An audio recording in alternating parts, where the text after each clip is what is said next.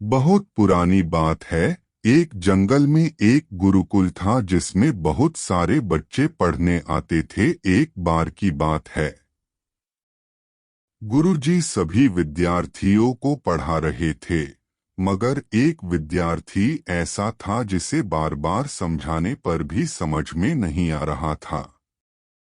गुरुजी को बहुत तेज गुस्सा आया और उन्होंने उस विद्यार्थी से कहा, जरा अपनी हथेली तो दिखाओ बेटा। विद्यार्थी ने हथेली गुरुजी के आगे कर दी। हथेली देखकर गुरुजी बोले, बेटा तुम घर चले जाओ, आश्रम में रहकर अपना समय व्यर्थ मत करो, तुम्हारे भाग्य में विद्या नहीं है। शिष्य ने पूछा, क्यों गुरुजी? गुरुजी ने कहा, तुम्हारे हाथ में विद्या की रेखा नहीं है। गुरुजी ने एक होशियार विद्यार्थी की हथेली उसे दिखाते हुए कहा, यह देखो, ये है विद्या की रेखा, यह तुम्हारे हाथ में नहीं है, इसलिए तुम समय नष्ट ना करो और घर चले जाओ और वहां अपना कोई और काम देखो।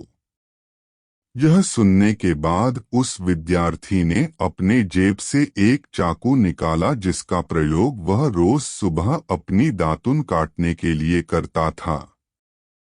उस चाकू से उसने अपनी हाथ में एक गहरी लकीर बना दी।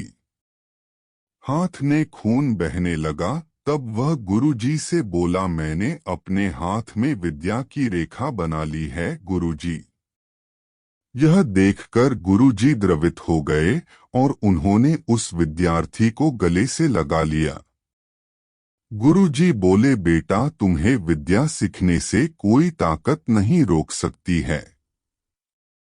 दृढ़ निश्चय और परिश्रम हाथ की रेखाओं को ही बदल देती है।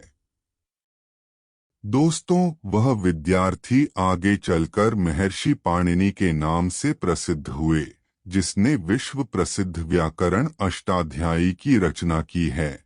इतनी सदियां बीत जाने के बाद भी आज इतने वर्षों बाद भी विश्व की किसी भी भाषा में ऐसा उत्कृष्ट और पूर्ण व्याख्या का ग्रंथ अब तक नहीं बना।